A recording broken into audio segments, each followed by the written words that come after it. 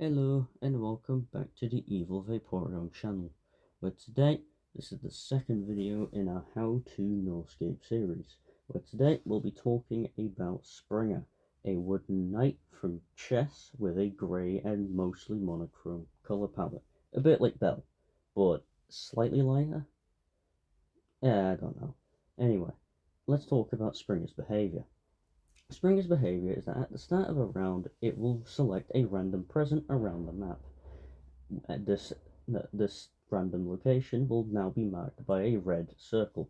This red circle will grow in size the closer Springer gets to said location, until Springer eventually lands on the platform, and when it lands on the platform it will create a shockwave, which, if interacted with by the player, will shoot them high up into the air, about the same height as Belle, and about the same verticality as Belle, just minus the distortion effect around your screen, of course. Springer will then stay there for a couple of seconds until marked by its eye glowing red a little bit and the outline of it also glowing red. It will then shoot off into a random location around the map again, and this behavior will carry on until the end of the round. Springer can kill you, however. If you go underneath this indicator, and it lands on you, it will smush you and in turn kill you. So try not to go underneath the indicator or try and go through it once Springer's trying to jump.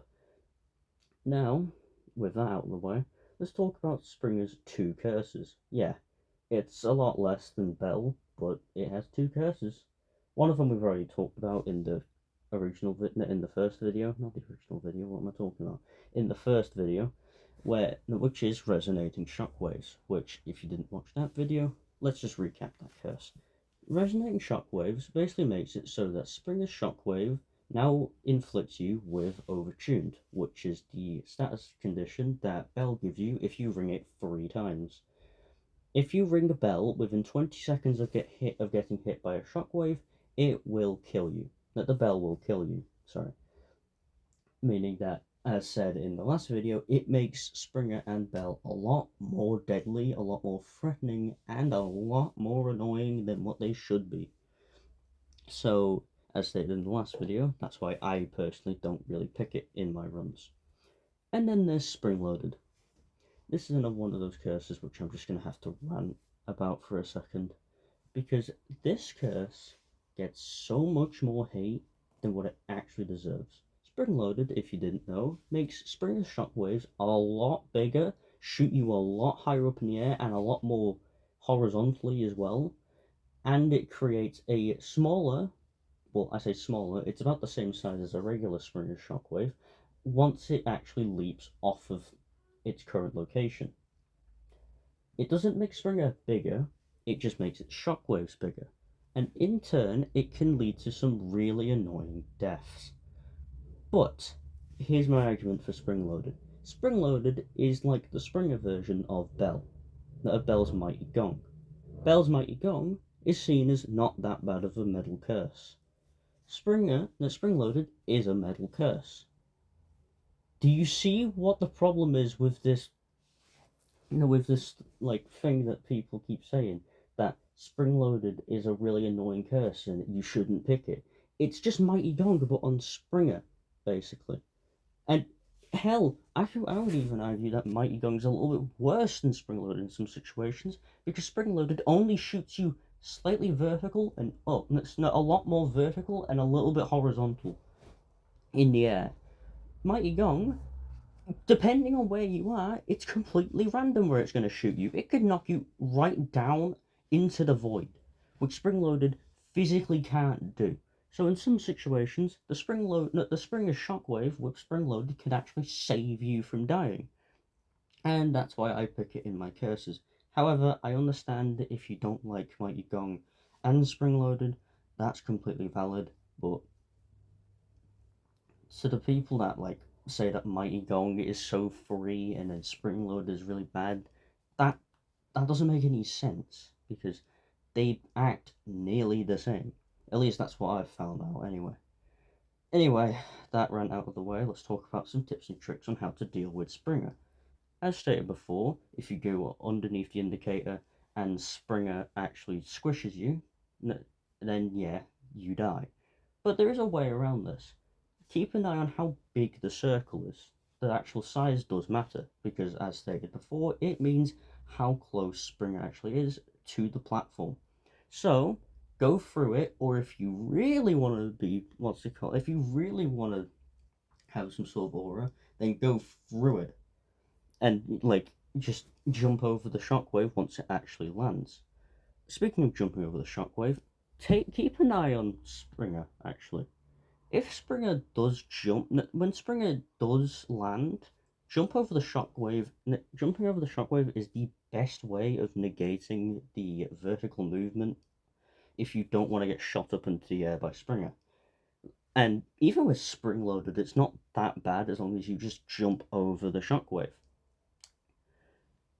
And another thing is that in patch 6, according to teasers, Springer will be able to now jump on sea mines, but we're not sure if that's going to be a curse or its basic behavior. But if that's its base behavior, then it's going to make Springer a lot more annoying than what it actually should be. Anyway, what's my personal opinion on Springer? My personal opinion on Springer is that it has a decent design, decent mechanics, and I don't think it's too annoying in the later game. In the early game, it's pretty annoying, especially if you do get spring loaded early, then it can be really bad. However, with either lap 2 or just the bigger map in general, even with spring loaded and more than one springer on the map, you barely see them, and if you do see them, then you can just jump over the shockwave, or just go around Springer, or just avoid Springer in general. So it's not too bad. But yes, it is a lot more deadly than Bell. But overall, I would say that Springer is a pretty free pick. But if you find it annoying, that is completely valid. I do understand you. Getting squished by Springer is the worst feeling that you can feel in this game. Besides, well, getting like Mark Apocalypse from a Chance Altar. Oh, another thing that's actually I forgot to mention, it's Chance Altars. The Chance Altars have two things that Springer correlates to. Martin Springer, and it's here. Let's just go over Martin Springer really quickly. If you hate Springer, do not activate the Chance Altar. I repeat, do not activate the Chance Altar, because Martin Springer makes Springer so much faster in terms of reaction. Instead of it going decently slow and you're actually able to react to it, obviously landing onto the platform, now you just can't. If you see the indicator, just pray that you aren't close to it or you aren't just moving forward. Because you will get smushed really quickly, and you don't even have that much time to actually react to the indicator actually showing up on the platform. And that's why I don't really activate chance alters anymore, because I pick Springer all the time. I don't want to deal with that stuff. And then it's here. It's here spawns a gigantic Springer that has spring loaded built in, meaning that it is more likely to smush you than a regular Springer, and it shoots you really high up in the air compared to the regular Springers. If you have Springers with base, well, if you have the base Springers with spring loaded, then just good luck. Like, genuinely just good luck, because its here is it's funny, but it's a really annoying curse, and it can end a run if you aren't careful. Anyway, that's pretty much it for Springer. It's annoying but manageable at times. It's annoying at times but manageable overall. Anyway, the next video will be on ICBM, and another thing to say actually is thanks to everyone who watched the original video. I was not expecting 35 views on the first video on how to nullscape. That means a lot. Also, thank you to my subscribers and anyone who liked the video as well.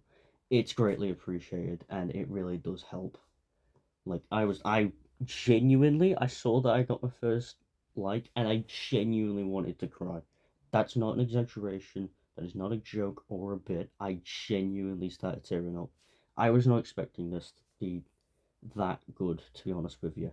But I'm glad that it's working, and I will carry on to make my content a lot more high quality. I will carry on making content as consistently as I possibly can. Obviously, stuff can get in the way, but I will try my best to make stuff and try and get videos out as quickly and as consistently as I possibly can.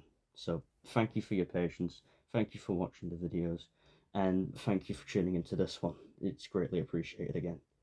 Anyway, this has been Evil Vaporeon, and I will see you in the next video. Bye bye.